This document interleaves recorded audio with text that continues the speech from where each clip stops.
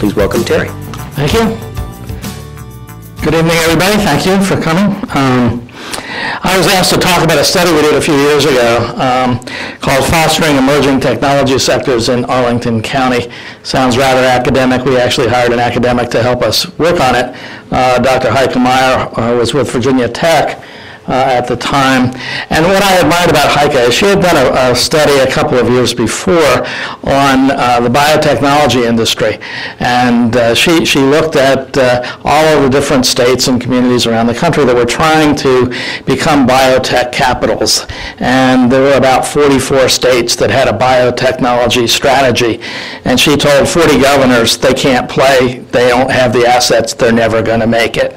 I thought that was very bold. And that's why I brought her in to work with us. And we did a study together. And what we said was, let's chase technology. Maybe what's the new thing, the new best thing? And there were a bunch of them out there. Nanotechnology, everybody was talking about nano, they were talking about bio, they were talking about one technology or another. And so we did a list of 17 technologies, and we asked Heike and her folks to take a look at them and say, okay, which ones might match up to Arlington? And we did this with a whole series of focus groups, and the focus groups were focused on the technologies, and we brought people in from all over the country to, share their expertise about what is our new future going to be. I remember the graduate in plastics. Well, we know what's the new plastics for us. And we did these focus groups, and here's some of the findings. The federal government's a major innovation driver. None of these things are big news. Existing industry clusters are important innovation drivers. Certain federal agencies and labs drive research. In this community, in our community, universities play a minor role. In Northern Virginia, universities play a minor role.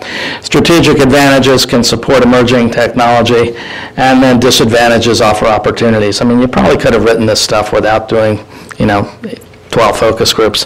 On the other hand, we learned a lot of stuff, and we've learned some things that we didn't quite expect. Barry had a model, a graphic, so we had to have a model graphic too. Everybody has one. It's a shortcut to talk about some things. And in fact, it's been a useful shortcut for us. The idea that you've got government players, industry players, university players, and each one in different focus areas, different innovation areas, they either lead or follow or get out of the way, because the energy is different for different industries. We looked at the telecommunications industry, for instance, and found out that there was nothing much going on at the university or government level relative to telecommunications, really. That all the energy was in the private sector. It was in the little iPod that you've got, or the iPhone, or whatever. And so all the innovation was really taking place in the private sector in that particular industry. But, each one had different components to it, and they matched up in different ways. But I challenged my staff to look at these connections between government, industry, and the universities. What are the connections? And if there aren't any, how might we generate some of them? And I'll talk about the components down the bottom. And it came out, well, what do you do about it? Well, you form partnerships and alliances, do branding and marketing, and something we call business intelligence, which is try to figure out what you're doing. But when we were chasing the technologies, we found out that was irrelevant. And we were going down a rabbit hole that was the wrong way. And what it really is that any area of focus is really the idea that you're integrating these technologies. Okay, it's not the technology, it's bringing the technology to the problem. And we don't even know what the problems are going to be. Okay, the problems change all the time. Homeland Security happened to be a problem at that time, it still is, but the problems change. And next generation's problems are not going to be the same that we have now. Next generation's technologies aren't going to be the same, but the idea of everything really kind of has to be integrated is still going to stay. The components of a strategy, entrepreneurship, we didn't have a strong entrepreneurship sense in Northern Virginia. There's an IT industry, some telecommunication stuff, but entrepreneurship is still a little bit weak in our community. I remember Mario Marino saying one day that more software gets written on cocktail napkins in Silicon Valley than all the office space in Northern Virginia, and that's probably true. Convening. you know, the convening in a different way than was talked about before. But the ability to really put people together to talk about problems and to, I think this whole idea of interdisciplinary science and the ability to kind of take people who think about things really differently and try to apply it to a problem really does generate some innovation and interest. I know that we have a New Virginia Tech research center that's going to open in a couple of months, and all of their research activities are focused around bringing people with different disciplines to deal with a single project. And they don't put people together by discipline, they put them together by problem.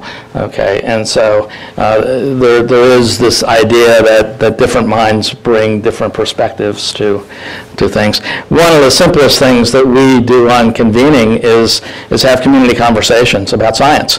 We host a Café Scientifique every month, and it is a discussion about science, and we draw 100 to 150 people who just drop in and listen and talk about science. And we have, we've had Nobel scientists come and be the speakers at these things. And we've got students, we've got, PhDs, we've got everybody in the community there talking about science.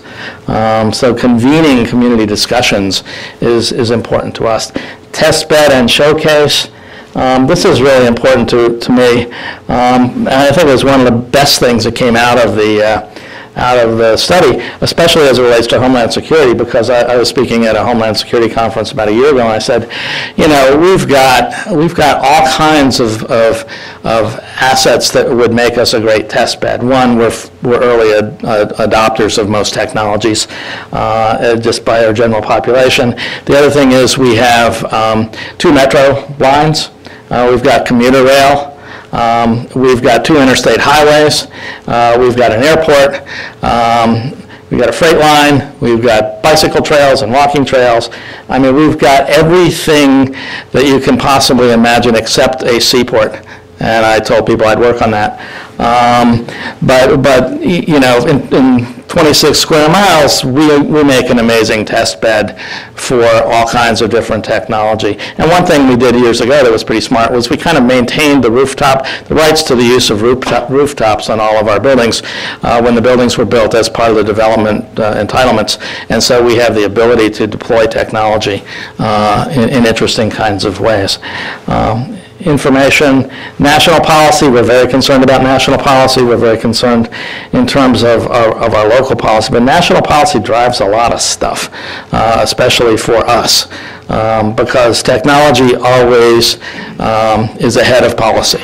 Okay, I always give the example of a little glass wire that goes in your house. The television signal is regulated by the local government. The telephone signal is regulated by the state, and the internet signal is not regulated by anybody, and it's one wire. The policy related to the technology never keeps up with the technology. In terms of local policy, to us, this meant really kind of looking at how we incentivize various kinds of things that we want to have happen. And then we've got the education, workforce development. Traditional economic development, to me, really does mean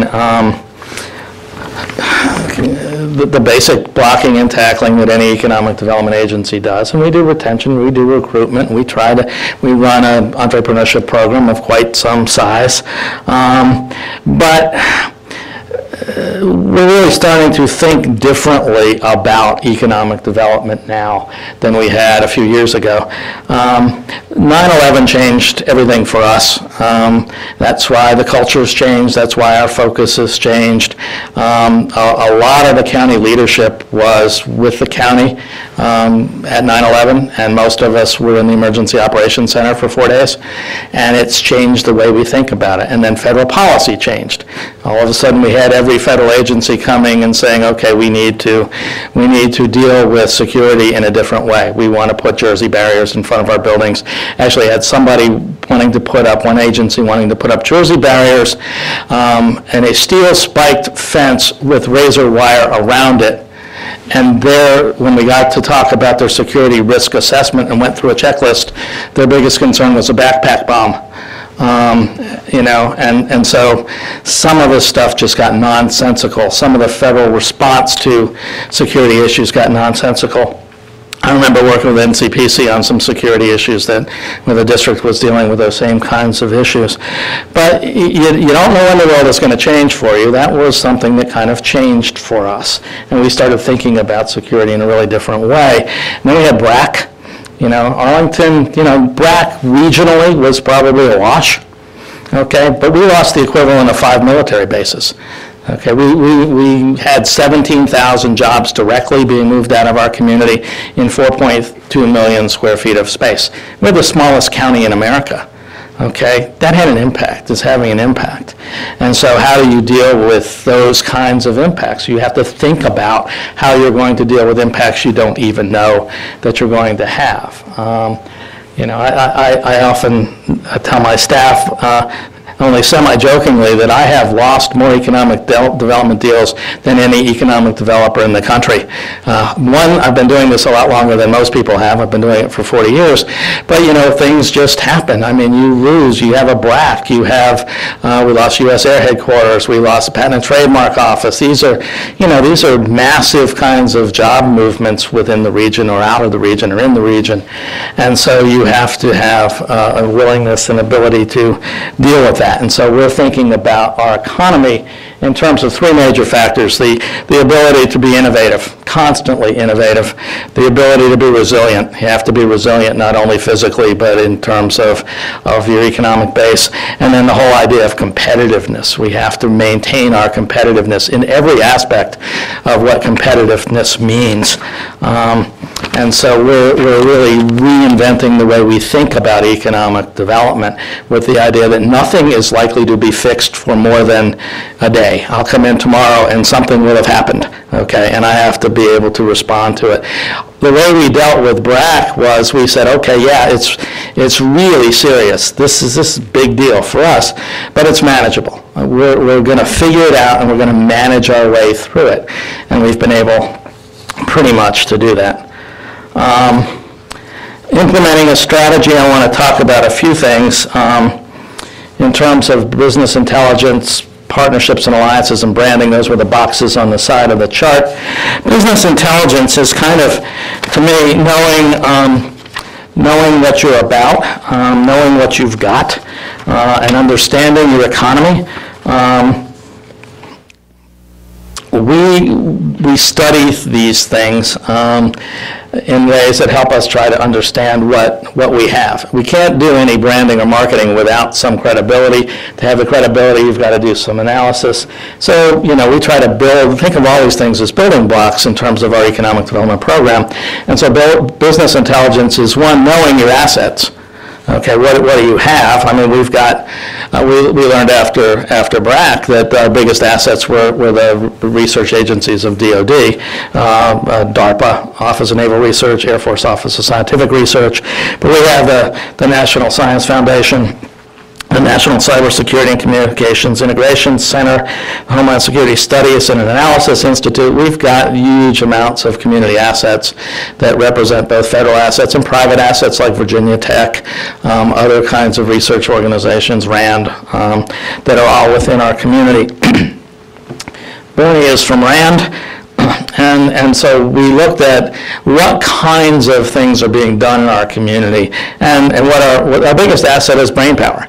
Okay, Harriet talked about the Washington area having the highest level of education of any place in the United States, probably of any country in the world, and Arlington is higher than any other community in the country. We've got about 70% of our adults have college degrees, and we're getting up close to 40% having advanced degrees. It's a very highly educated, very different kind of population. And so that's an asset for us. I mean, that's who's living there. But then when we look at what is being done there, that to me is really amazing, because we invited Dr. Dugan from DARPA to come speak to about 30 of our executives one day, C-level executives. We host them on occasion. And she gave a talk that I just found amazing, because she said, what DARPA does is we take the impossible, we convert it to the improbable, and we make it inevitable. Okay, DARPA only wants to undertake problems that are impossible to undertake. There's no visible solution or apparent solution when they do their projects. Well, DARPA's got 700 employees and 1,300 contractors within a few blocks of each other in Arlington. But then we also have all these other agencies.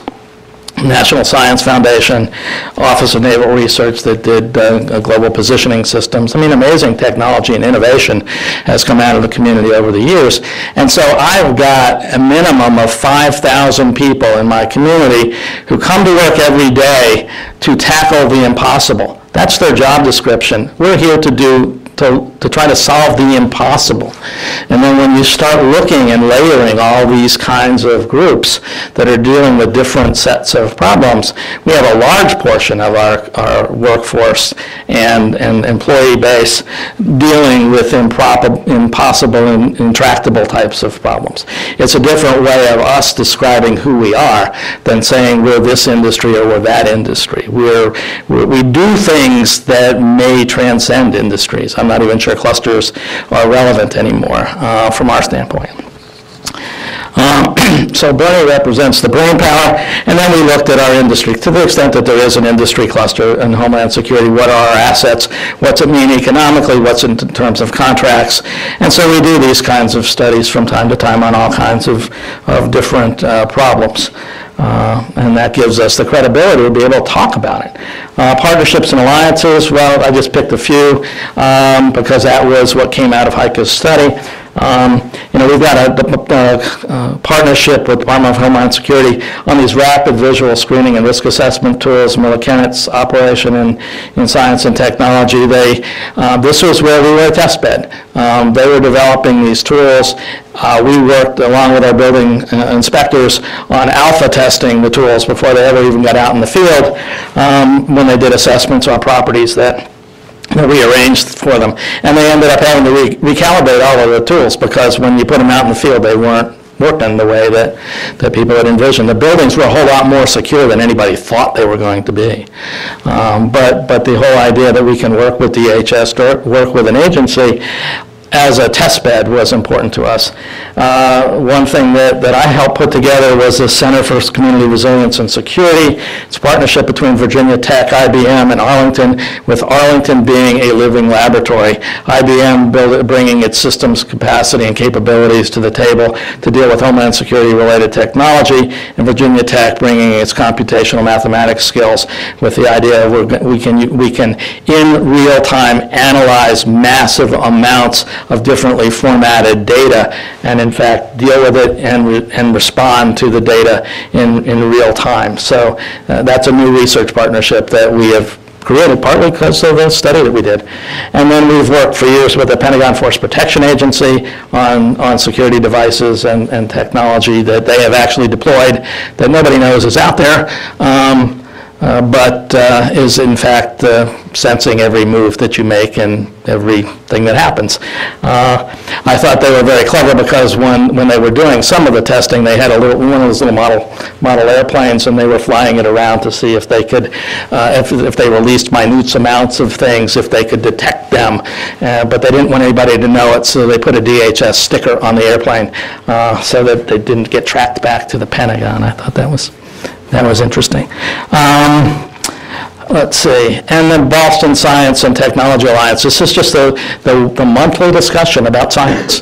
Okay, we have probably more great scientists walking through Boston on any day than you're going to find in any place in the country. So we want to have these. The science is not for nerds; it's for everybody. I mean, it's kids are interested in it, individuals are interested in it. So all of it comes down to how do we talk about it from an economic development standpoint, the branding and marketing. Well, we've done the background studies that said, okay, well, the brain power is a legitimate element when it comes to our economy.